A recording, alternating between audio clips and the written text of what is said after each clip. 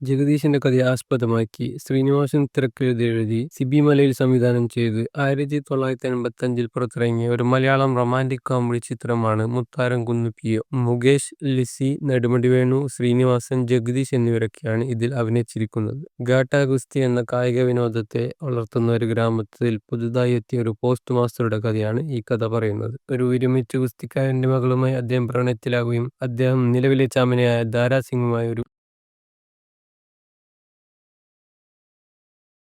ഈ ചിത്രം ഹിന്ദിയിൽ കുശ്തി എന്ന പേരിൽ 2010 റീമേക്ക് ചെയ്യപ്പെട്ടിട്ടുണ്ട്. ഈ ചിത്രം അക്കാലത്ത് ബോക്സ് ഓഫീസിൽ ഒരു ശരാശരി കളക്ഷൻ മാത്രമാണ് നേടിയതെങ്കിലും ചിത്രത്തിന് നല്ല നിരൂപക സ്വീകാര്യത ലഭിച്ചിട്ടുണ്ടായിരുന്നു.